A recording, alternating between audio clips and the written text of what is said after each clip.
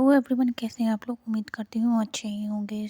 पिछले पार्ट में हमने देखा था कि काव्या अभी डिसाइड कर चुकी थी कि वो खुद पर काम करेगी है और वो एक सोलो ट्रिप पर निकल चुकी थी जहाँ वो उसे काफ़ी ज़्यादा अच्छा फील हो रहा था। वो खुद को हील कर रही थी और इस बारे में आयशा को कहीं से पता चल जाता है। आयशा सोचती है कि शायद वो भी खुद को हील करने की कोशिश कर रहे हैं। खैर, ये वाला पार्ट काफ़ी अच्छा है, आपको बहुत ज़्यादा मज़ा आएगा। तो देर ना करते हुए स्टोरी को स्टार्ट करते हैं। इस पार्ट में हम देखेंगे कि आयशा के मन में ख्याल आता है कि वो उसे काव्य से बात करनी चाहिए या नहीं करनी चाहिए। काव्या क्या उससे बात करेगी, ये सब वो सोच ही रहे होते। खैर, स्टोरी स्टार्ट करते हैं। दूर जाना कभी कभी सबसे आसान डिसीज़न लगता है, पर दूर रहना ये रोज़ का डिसीज़न ये बहुत टफ डिसीज़न होता है। और आयशा हर रोज़ इस डिसीज़न से लड़ रही थी। उसके मन में ये ख्याल बार बार आ रहा था कि क्या मैं सही कर रही हूँ। थेरेपी के बाद आयशा पहले से ज़्यादा स्टेबल थी, सांसें कंट्रोल में, थॉट्स ज़्यादा क्लियर। पर एक चीज़ है जो हर सेशन के बाद और ज़्यादा तेज़ हो जाती थी, काव्या की याद। वो खुद से कहती थी कि मैं काव्या से भागी नहीं थी, मैं बस अपने लिए निकली थी। पर फिर एक दूसरी आवाज़ बोलती है, और अगर काव्या ने भी अपने लिए चलना सीख लिया तो। यहीं से उसके मन में बहुत सारे ख्याल आने शुरू हो जाते हैं। फ़ोन जो दुश्मन भी है और एक दोस्त भी। आयशा अपना फ़ोन सिर्फ प्रैक्टिकल चीज़ों के लिए ही करने लगती थी। पर रात को जब सब शांत होता है, उसका थंब ऑटोमेटिकली काव्या के नाम तक पहुंच जाता था। प्रोफाइल पिक्चर चेंज हुई थी, स्माइल सॉफ्ट है, पोस्ट कॉन्फिडेंट था। आयशा को दुख नहीं होता, उसे डर होता है कि अगर वो अब खुश है तो मेरा उसकी लाइफ में जाना, क्या ये चीज़ उसे तोड़ देगी। आयशा कंपैरिजन करती है, जो बोलता नहीं है पर अंदर ही अंदर चुभता है।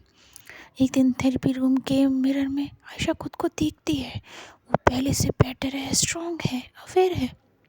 पर फिर सोचती है, क्या मैं ठीक इसलिए हुई हूँ क्योंकि काव्या ने मुझे स्पेस दिया। और फिर अगले ही पल उसके मन में दूसरा ख्याल आता है, और क्या काव्या ठीक इसलिए हुई क्योंकि मैं चली गई। इस गिल्ट का जवाब किसी थेरेपिस्ट के पास भी नहीं होता।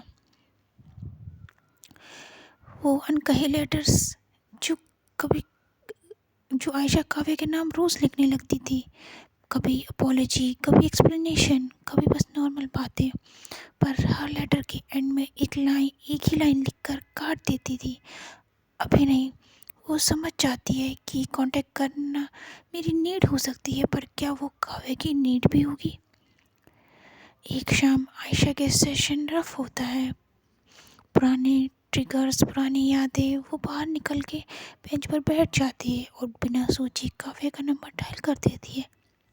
रिंग जाती है एक दो, फिर आयशा कॉल कट कर देती है। उसकी आंखों में आंसू नहीं आते, बस हाथ कांप जाते हैं। वो बोलती है कि मैं स्ट्रांग हो रही हूँ, पर मैं हार्टलेस नहीं हूँ। उसके अंदर एक क्लैरिटी बन रही थी जो धीरे धीरे उसको परेशान कर रही थी। आयशा फाइनली ये एक्सेप्ट करती है कि मैं काव्या से इसलिए दूर नहीं हूँ क्योंकि प्यार कम हो गया है, बल्कि मैं काव्या से इसलिए दूर हूँ क्योंकि अगर मैं वापस गई तो सही तरीके से जाना चाहती हूँ। ये क्लैरिटी उसे रिलीफ नहीं देती, ये बस रिस्पॉन्सिबिलिटी देती है। आगे हम देखते हैं कि एक दिन आयशा अपना फ़ोन खोलती है और देखती है कि काव्या ने उसे अनब्लॉक नहीं, ब्लॉक भी नहीं किया, बस नंबर सेव है, साइलेंस इंटैक्ट है। आयशा खुद से पूछती है, क्या ये फेट है या एक दरवाज़ा है जो धीरे धीरे बंद हो रहा है। और कहानी यहीं रुकती है, क्योंकि कभी कभी सबसे मुश्किल दौर दो लोगों के बीच नहीं, खुद के अंदर होता है। आगे हम स्टोरी में देखते हैं कि आयशा डिसाइड करती है कि वो काव्या को मैसेज करेगी। उसके मन में ख्याल आता है कि उसे काव्या से बात करनी चाहिए। कभी कभी मैसेज भेजना मुश्किल नहीं होता, उसके बाद क्या होगा ये सोचना मुश्किल होता है, और आयशा इसी डर और क्लैरिटी के बीच पहली बार रुक बहुत अजीब सी सिचुएशन में फंस जाती है। आयशा ने ये मैसेज एक इमोशनल ब्रेकडाउन के बाद नहीं लिखा, ना रोकर, ना गुस्से में, ना अकेले होने पर। उसने ये मैसेज एक नॉर्मल दिन की नॉर्मल शाम में लिखा, जब वो थोड़ी स्टेबल थी। और शायद इसीलिए ये मैसेज इम्पोर्टेंट था, क्योंकि वो खुद से कहती है कि अगर मैं अब भी वेट करूं तो मैं सिर्फ डर को चूज़ कर रही हूँ। मैसेज लिख जाता है पर भेजना मुश्किल था। स्क्रीन पर टेक्स्ट आता है, डिलीट होता है, फिर आता है। आयशा आयशा कोई एक्सप्लेनेशन नहीं लिखती, कोई जस्टिफिकेशन नहीं, बस इतना कि मैं ठीक हो रही हूँ और मुझे लगा कि तुम्हें ये पता होना चाहिए, बस इतना। ना आई मिस यू, ना तुम कैसी हो, ना सॉरी। ये मैसेज कांटेक्ट के लिए नहीं था, ये बस उसे बताने के लिए था कि मैं हूँ।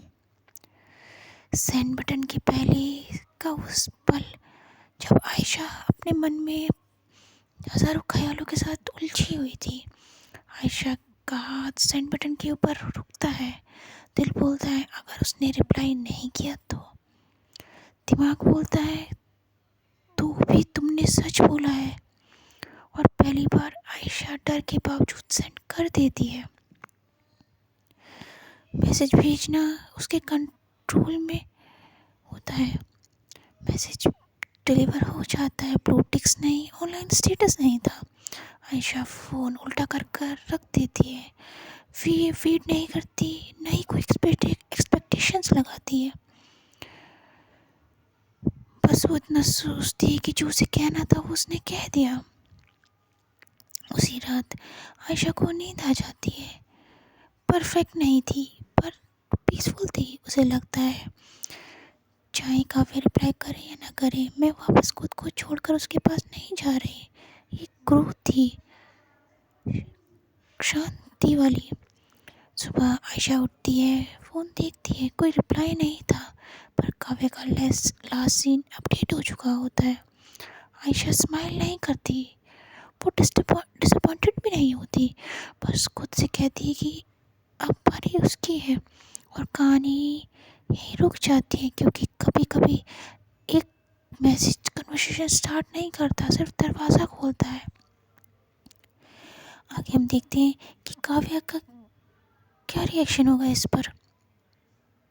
काव्य का क्या रिएक्शन होगा ये तो हम अगले ही पार्ट में देखेंगे, क्योंकि अगर स्टोरी अभी बता दी तो सस्पेंस कैसा रह गया। और सस्पेंस में ही असली मज़ा है, जब आप वेट करो कि अगले पार्ट में क्या होगा।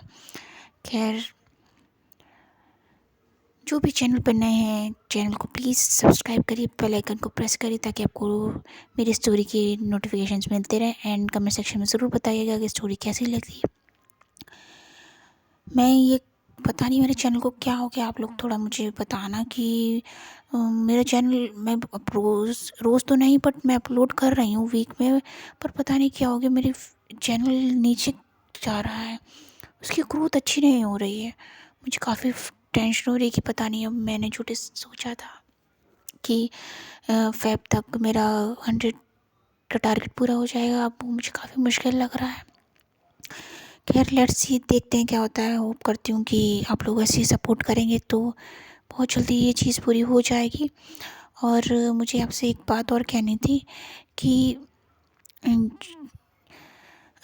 कल देखते हैं कि अगर हम वो लाइव कर पाए तो ठीक है, नहीं तो टारगेट पूरा होने पर करेंगे, या मैं आप लोग को बता दूँगी कि कब लाइव करें। वैसे स्टोरी आपको कैसी लग रही है ये ज़रूर बतानी। एंड जो भी चैनल पर नए हैं प्लीज़ जाके प्रीवियस स्टोरी सुन लिए, ताकि आपको अच्छे से स्टोरी समझ में आए और ज़्यादा अच्छी लगे। जो भी मुझे इतना सपोर्ट करे उनके लिए thank you so much. And मुझे सच में इसकी बहुत नीड भी है। बहुत अच्छा लगता है कि आप लोग इतना सपोर्ट करते हैं, वरना मैंने उम्मीद नहीं की थी कि मैं यहाँ तक पहुँच पाऊँगी। आप सबका सपोर्ट है जो हमारी फैमिली इतनी बड़ी हो गई। And thank you so much. ऐसे ही मुझे सपोर्ट करते रहिएगा, अपना प्यार देते रहिएगा। मिलते हैं आपसे नेक्स्ट एपिसोड में, तब तक के लिए टेक केयर, बाय बाय।